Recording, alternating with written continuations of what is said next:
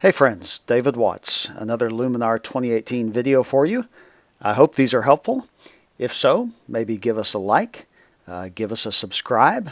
You'll get notified when we publish new videos. But anyway, I hope this is helpful to you as you learn, like all of us, how to better use Luminar 2018. The purpose of this video is to really look at the way we can enhance details in a photo. And a lot of times, a little bit of enhancement to details will really add some extra realism to our photos. Now, we'll also use a few other filters, but the focus will be really about details. I have, I think, 4 or 5 videos to show you. So let's take a quick look. As is often the case, I sometimes start with the Accent AI filter. I'm actually using a raw filter, a raw file. For this image. This is from my Fuji X-T2. As you'll notice, kind of typical with raw files, it's kind of desaturated, a little bit washed out. We have to do a little more work, but we have more latitude with raw files to do what we want. So I'm going to just boost this up a bit, and you'll see some immediate sort of improvement, and we'll toggle back and forth in just a second to see the difference. There's the before, and there's the after. We're not looking for perfection here, just trying to illustrate the principles. I'm going to boost the saturation just a bit, really boost the red in this plant. I forget what kind of plant it is, some sort of a weed, but it has these interesting kind of red berries all clustered together. Somebody will probably know and leave a note down below if you like. But what I really wanted to show is if we zoom in just a bit, and this is always helpful when you're doing a little bit of detail work. I like this filter, the Details Enhancer. And what I like about it especially is that we can choose to enhance details that are small, medium, or large. And that may seem a little bit analog, but it really works pretty well. If you'll notice in these little berries or seeds or whatever they are, for lack of a better word, there is some texture there to them. If we boost this small detail enhancement fairly aggressively, it'll take it just a second, but watch what sort of results we get with that. And let's see if it's, there we go. It takes it just a moment here to settle in. Now you might say that's a little too much detail enhancement, and that's certainly the art part of this. We can back that off a bit, and again, we'll take it just a moment here. This is a raw file, so it's got a fair amount of work to do. And we'll let that finish editing. And again, you can see before and after. And you can see the difference, I think. Not only we've adjusted saturation and some other things by means of the Accent AI filter, but you can see, I hope, a lot more detail in each of these little berries. And I think when you're doing it with this small slider, the small details, I think you can add some extra realism and some extra vibrance, perhaps, without the penalty of picking up a lot of noise and without becoming unrealistic. I think if you were to try, of course, most of this is background and bokeh, but if there were some large elements there we could sharpen or enhance the details on, I think it tends to become unrealistic. So I like this effect, this again, Details Enhancer and tweaking the small slider. So I've got several images to show you. Let's just work our way back up here, and these will be JPEG images. Here's one of an interesting fungus on a tree. And again, we might start by just boosting the Accent AI filter just a bit. And other than that, I think let's just zoom in a little because it can help to see that detail. Let's crank the details up pretty good. This is a JPEG file, so it responds a little bit quicker. And you'll see, there we go, it's just sort of finished its work. And give it a second here. So here's the before, and hopefully you can see a little fuzzy almost, just not as sharp.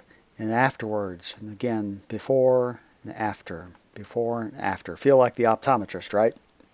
In any case, I think you get some nice realistic improvement there.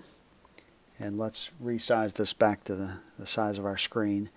And with a little bit of extra saturation, typically, that can look really nice. Again, here's before and after. So we're looking for realism. And I think at this level, especially using the small detail slider of the detail enhancer filter, I think you're getting pretty realistic results. Let's try another image. Here's one with this dog. He sort of adopted us. He stays around our property and we feed him, and sometimes he poses as my model, which is kind of nice. Again, let's crank up the small detail slider just a bit. This is from the Fuji XF 80mm lens. Very sharp lens to begin with.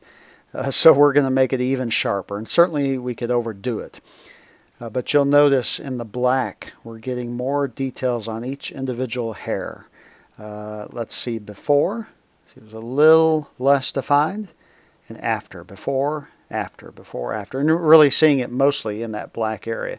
That's just an example of how you can very carefully enhance detail just a bit. Again, you can still do your normal thing like a little bit of accent AI filter. Again, typically works pretty nicely to give us just a little more boost. You saw that pop in there at the end. So we'll turn it off in just a second. So here it is without the accent AI filter and with a little bit of accent AI filter. Again, you can do things like a little more saturation if it's warranted, but quickly I find this can get to be too much. So you typically have to be a little careful with this. The other thing you can do, and I didn't show you this, maybe I'll go back to that one with the fungus thing on the side of the tree, is adding in a little bit of clarity can also really help things as well. Again, it's all a matter of degree and taste. Let's go back to the previous image, and we can come down here to clarity and just add a little bit more clarity. Again, you might like it, you might not. Let's take it off, and we'll put it back on. So there's off and back on. And you might notice it seems to have more effect in this out of focus area, this bokeh. And if you wanted to just restrict the impact of that clarity filter to a certain area, you could crank it up, paying attention to what's happening here in the area you want it to be. And then excuse me, with the paintbrush, you could brush it in just in this area that you want to be impacted by the clarity filter. And that's such a powerful technique. So again, if we look at the whole image, before, a little bit murky, afterwards quite sharp. And that, I think a lot of that realistic sharpness is due to the use of the small filter. Let's take a look at a couple other images we have for you. This is one, may or may not be your kind of image, but I was just shooting through some high grass, some weeds, and kind of like the effect as I was shooting toward the sun. Again, you can boost the accent AI filter a bit, and that will make some immediate improvement. And again, if you'll add to that, crank up the small details just a bit.